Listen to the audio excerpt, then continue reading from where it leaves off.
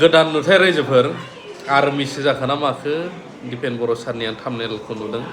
रियेलिटिया मा आं नोंथांमोननो होगासिनो दं बेनि सिगां बन दाननानै जानो मोना होननाय फरेस्ट एक्टआव फरेस्ट रुलआव बा नैबे नेसनेल पार्कआव बेबायदि लिरनाय गैया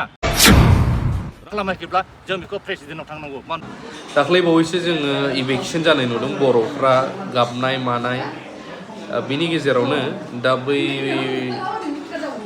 केस होमारगोन नामा फेरेंगा सारमोन आरो बिटिआर गभर्नमेन्टखौ बिथां जनकलाल सारमोना रिटायार्ड आइआरएस अफिसार आरो पंकज इस्लारि सारमोना भिडिअनि गेजेरजों फुल फोसावदों दंफां दानग्राफोर माबाग्राफोर मा आयेन दङ बैफोरनि थाखाय दा जोंनि गेजेराव दावराव मोनसे जागासिनो दं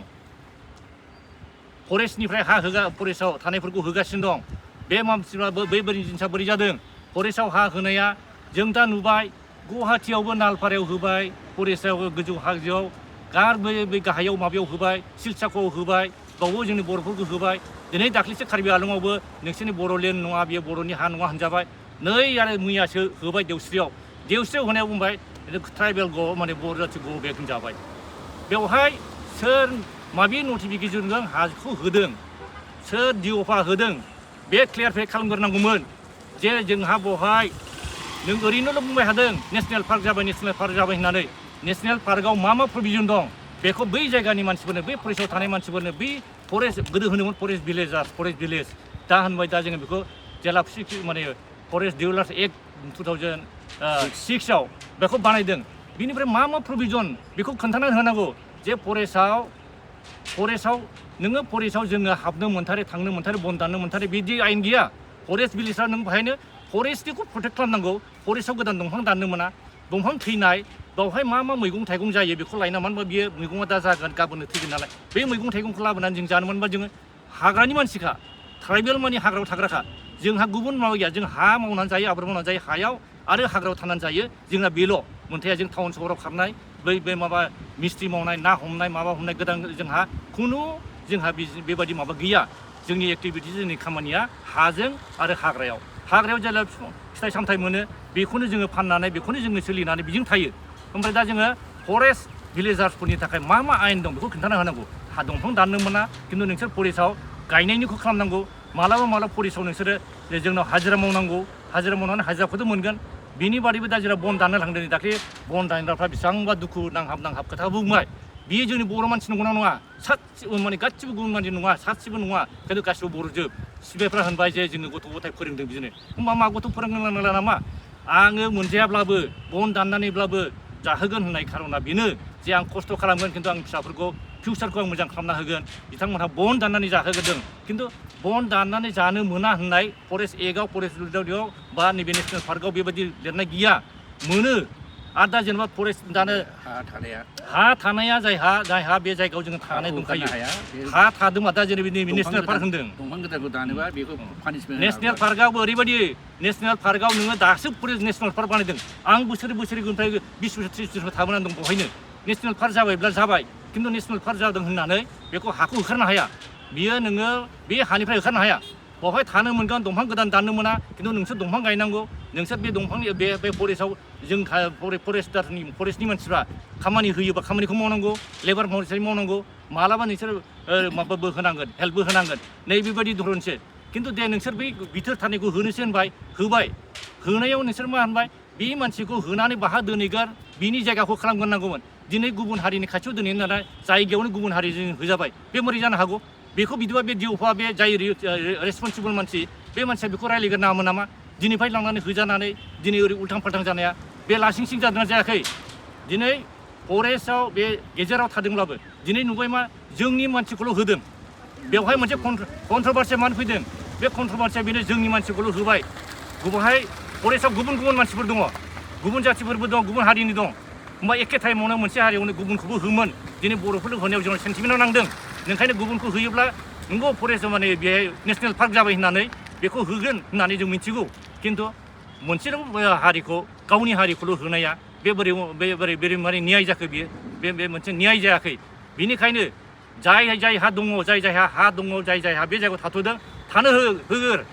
बिनिफ्राय नोंसोर लासैनो मोनसे खालामलां खिन्थु गरमा खालि बे गावनि हारिखौल' होनो हायो गावनि हारिखौल' खर' थेख्लायनो हायो बेहाय जों फरेस्टनि मानसि जों जेखिनि खालामनो हायो बेबादि नङा बियो जोङो सासनाबो मोजां जानांगोन जोंबो थांनानै थानांगोन जों मानसिफ्रा बर' मानसिफ्रा ट्राइबेल मानसि गोरिब गुन्द्रा मानसि जोङो मावनानै जाग्रा जों हाग्रायाव थाग्रा जाग्रा हाग्रायाव हाबनायखौ जोंखौ होबथानो हाया हाग्रायाव थानायखौ जोंखौ होखारनो हाया मानो होनबा जों हाग्रानिनो मानसि दा बे आयेनखौ बानायनो थाखाय जोङो लेन्ड ल' बिटिसि लेन्ड ल' एक बानायनांगौ बे लेन्ड ल'खौ बेखौ बै हाग्रामानि गभर्नमेन्टआवबो बानायाखै जों बेखौ क्लियार बुंगोन दाबो बेखौ बानायनो हाया माने बियो सोरबा सासेया हमथानो हादों बे सासेयाव हमथानांगौनि खोथा गैया बा हमथाजानो नाङा जों बिनि थाखाय जों आन्दलन खालामनांगोन मानो होनबा बे हाखौ जेला बे बिटिसि सरकारा बिटिसिआव जोङो बेखौ ल' बानायबाय बिटिसि केबिनेटआ जोंनि बे काउन्सिलनि केबिनेट ल' पास खालामखांनानै जेला हरगोन गभर्नरनि थाखाय एसेन हरनांगौ गभर्नरनो एसेन हरनानै गभर्नरनो हरनांगौ बेखौ गभर्नरा 6 माससिमावबो जुदि होआब्ला आरो बेनो जोङो माबा खालामबावनांगौ आरो जुदि होआब्ला होमबा जों बेखौ जोङो माबायदि जोङो प्रेसिडेन्टआव थांनांगौ जोङो बेखौ इण्डियान प्रेसिडेन्टआवसो भारतनि राष्ट्रपतिनाव जों थांनांगौ जे जोंनो जोंनि बे मोन्थायखौ मोननांगौ मोन्थायखौनो कनस्टिटिउसना बानायना होखानाय जोंनि आयेनाव बानायना होखानाय एग्रिमेन्टनि गेजेरजों बानायना होखानाय कनस्टिटिउसन बे कनस्टिटिउसन जेला पार्लियामेन्टआव पास जानानै फैनायखौनो बे जोंनि आसामनि CMनि थोननायाव बा आसामनि गभर्नरा बेखौ खालामाखैब्ला जों बेखौ प्रेसिडेन्टआव थांनांगौ मानो होनबा बे फुल पावारा सल पावारा बे माबानायाव प्रेसिडेन्टनाव दा जोङो दा बेखौ खालामाखै सिगाङावबो खालामाखै आरो दानि एक खालामदों दा बेखौ होनदों बे एकआ माबादि एक बेखौ जों मिथिनांगौ बे एकआ दा जों एक खालामनो नागिरदों बे 6 सिडिउलनि एक जादोंना जायाखै बेखौबो जों रायजो राजाया मिथिनांगौ बिनि सायावबो जों दा RTI होदों बे RTI होदों जे बे जिनिसा दाबो एक जाखांनायनि थाखाय नाङा जोंनो दा सिगाङाव माबादि माबा खालामदों प्रप'जाल होदों माबादि प्रप'जाल होदों बे प्रप'जालखौ जों मिथिनांगौ नङाबा बाहाय लुज प्रप'जालाव जुदि गभर्नमेन्टनि जुदि एसेन्ट जानानै फैयोब्ला बिसोर गावसोर लुबैनाय बायदि जानानै फैबा जोंहा बाहाय लस दङ बिनि थाखाय जों बुंदों बेखौ जोंनो खिन्थानांगौ जे बे लेन्ड ल' बानायनानै जे हरदों प्रप'जाल हरदों बे प्रप'जाला जोंनि बिटिसिनि जोंनि ट्राइबेलफोरनि सेफगार्डनि थाखाय जादोंना जायाखै एस पार 6 सिडिउल जादोंना जायाखै बेखौ जोंनो खोन्थानांगौ जों बेखौ बुंदों आरो जोङो नैबे ST एलिसिया जे इलिगेल हाजार मानसिया बेजों नन ट्राइबेला मोनगोन बिदिबा बै आवगायाव जा मोनै जों खालि नन ट्राइबेल होननानै बुंदोंमोन दा नै बिसोर हानि राइट मोनोब्ला जोंहा मा जागोन फिउचार फैगौनि इलेक्सनाव जोंहा मा जाहैगोन बेखौ सिन्था खालाम बेनिखायनो जों दा बेखौ जोङो बेखौ अबजेक्सन होदों जोङो बे अबजेक्सनखौ जाहाथे मान होनानै बे अबजेक्सनखौ मान होनानै जोंनि प्रमद बर' सारा जेखौ खालामो बा फेरेंगा सारा बेखौ खालामो जे एस पार लेन्ड ल' बावहा खुनु पार्टिनि खोथा बा खुनु जाथिनि माने गाज्रि मोनलायनायनि खोथा गैया बेखौ गिना जों ल'जोंसो थांदों एक्टजोंसो थांदों आयेनजोंसो थांदों बे आयेनाव जोंहा खुनु रावबो गिनां गैया आरो मोनसे खोथाखौ आङो जोंनि बिटिसि सरकारनियाव रिकुवेस्ट खालामो बिथांमोनाव जोंनि गोबां मानसिफ्रा जोंनाव बुंहरबाय सारमोन जोंखौ हेल्प खालामदों माबोरै जाखो बे माबोरै दिनै जोंनि हा हुनि खामानिखौ सोर मावो लेखा गोरोंफ्रा बा गामिनि मानसिफ्रा जोंहा रावबो लेखा रोङिखाय जोंनि हा हुनि मानसिफ्रा जोङो बर'निनो लिरनाय खाजोना रसिद होन बर'निनो लिरनाय नटिस बेखौ नटिसफोरखौ दिनै जों बर'नि माने लिरनाय गैया आसामिसखौसो जोंनिखौ सेकेन्ड लेंगुवेज खालामदों माबादों होननानै बिसोर बुंनायखौ बेखौ जों गिबाय जायनि थाखाय मोनफ्रोम अफिसफ्राव आसामिसनि आखरजोंसो लिरजोबो नै नटिसफ्रा आंनोनो हरदों नै गावनि नटिस असमिया लिरनाय आं असमिया मिडियाम नङा आं मिथिया दिनै जोंनो बे बर' मिडियामनि बर'नि बा जोंनि बर' मानसिफ्रा बोरै रोंनो आंनो जुदि बेखौ रोङाब्ला ओंखायनो जोंनि मानसिफ्रा बेखौ जों होनदों बर'निनो नटिस जानांगौ बर'निनो जानांगौ बे लिरनायफोरा बर'निनो हरनांगौ आरो नोंसोर हायाबा इंलिसनि लिर आरो बर'नि हारसानि लिरोबा असमिया लिराबा बर'निबो लिर माबा मोननै खरस जागोन माबा मोननै माबा जागोन होननानै बर'निखौ लिरा होननानै दोन सोरदि खाजोना रसिदफ्राबो असमियानिसो इंलिसावनो दोन बिदिबा मानो मोनसेबो जोंनिखौल' माने डिसक्रिमिनेट खालाम जोंनिखौल' माने नासयनानै दोनबाय थानो नागिरदों नै बेवहाय जोंहा दुखु मोननाय दङ बेखौ बुंबाय जाहाथे आरो बेवहाय जाय अफिसारफोर सार्कोल अफिसाव नायदो गासैबो गुबुन हारिजोब आरो बर'नि एन्टि ट्राइबेलनि खामानि मावग्राफोरजों प्रमद बर'खौ आं रिकुवेस्ट खालामबाय फेरेंगा सारखौ खालामबाय गासै सार्कोल अफिसारफ्रा नन ट्राइबेल जाजोबनानै दङ ट्राइबेल अफिसारफोरखौ लाबो मानो होनबा बिसोर ट्राइबेलनि सेन्टिमेन्टजों खामानि मावगोन होमबा जोंहा ट्राइबेलनि थाखाय मोजां खामानि मावनो हागोन बेनिखायनो आरो जायहा बिटिसिआवबो दङ सेक्रेटारि जइन्ट सेक्रेटारि दं बिथांमोनहा एन्टि ट्राइबेल दं माखासे आरो माखासे आरो प्रिन्सिपाल सेक्रेटारिनिफ्राय लानाय सेक्रेटारि जइन्ट सेक्रेटारि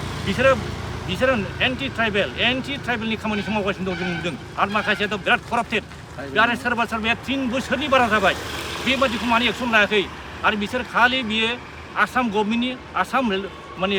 रुल आसामनि माबा बा आसाम गभर्नमेन्टआ थिननाय बादि आसाम गभर्नमेन्टनि आयेन बादिसो माने नाथाय बे बिटिसि 6 सिडुला एक्सट्रा एडमिनिस्ट्रेसन बियो बेहाय खुनु आसामनि रुलजों सोलिथारनांगौ बे नङा रायजोफोर नुनो मोनबाय प्रमद बर' सरि दिपेन बर' सारखौहाय सोरबा मिथियोबा अननानै एसे कमेन्ट खालाम आंबो बुजिनोसो लुबैदों